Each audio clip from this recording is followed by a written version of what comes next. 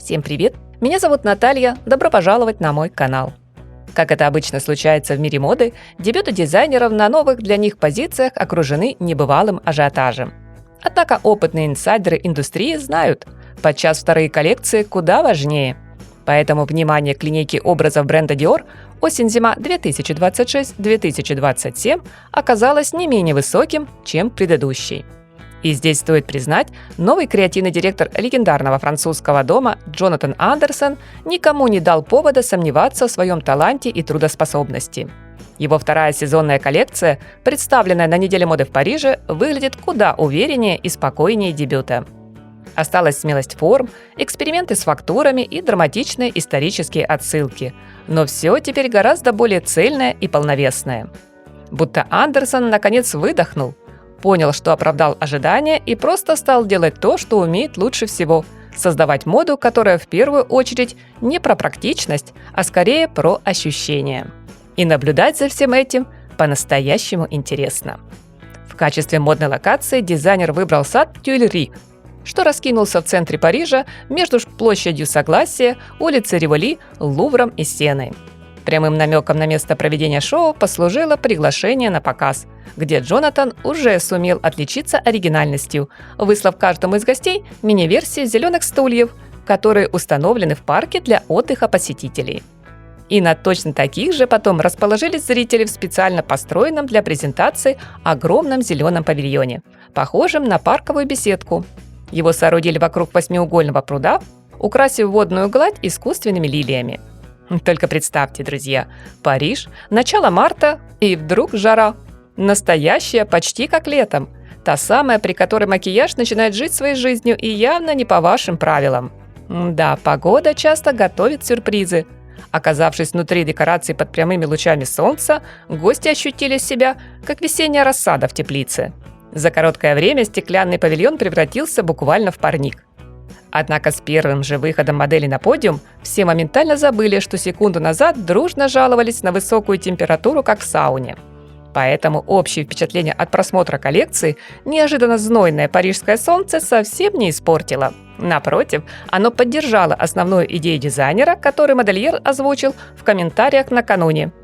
«Я хотел создать одежду, что хорошо смотрелось бы при дневном свете». Задумано, сделано. Образы на подиуме сияли по полной. Красотой, мастерством исполнения, роскошными фактурными тканями и декором в виде мельчайших кристаллов, пайеток.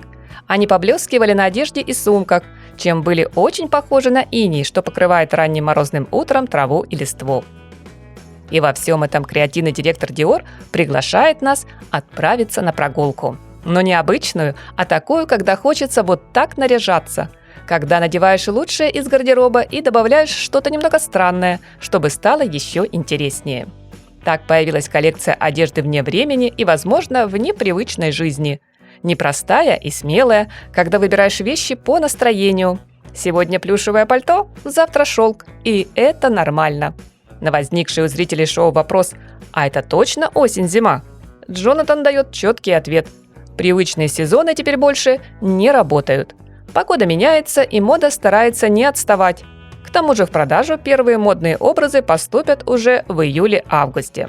Так что сегодня на подиуме мы видим рядом легкие струящиеся наряды и пусть порой даже формально, но образы на более холодное время. Здесь есть мини-юбки со шлейфами и воланами, напоминающие кувшинки, каскадные кружевные платья, обновленные версии жакета-бар с дополнительным объемом снизу. Есть шелковые блузы-рубашки асимметричного кроя и широкие брюки-шаровары. Есть джинсы с винтажным эффектом, щедро расшитые стразами и атласными лентами. И тут же рядом дубленки, двубортные шерстяные пальто, меховая одежда. А изящные туфли в милый горошек и босоножки с цветками лотоса чередуются с брутальными замшевыми ботами на толстой подошве. За вдохновением дизайнер обращается в 18-19 век, но без музейной строгости. Андерсон не стал точь-в-точь копировать викторианский стиль, а лишь взял знакомые формы, сюртуки, жакеты с баской и юбки с турнюром и разобрал их как конструктор на части, чтобы собрать заново. Добавил кружево шантильи, металлизированный жаккард и неожиданно овчину. Возможно, это звучит тяжеловесно, но выглядит легко. Вещи балансируют где-то между балом и повседневностью. Особенно хорошо любой образ смотрится в динамике. В первую очередь версии с драпировкой, обилием воланов, с пышной перьевой отделкой. В деталях коллекции активно мелькала вся флора и фауна знаменитого сада Тюильри. Сумки-лягушки или в форме ореха, цветы в украшениях, в рисунке по ткани, в линиях кроя.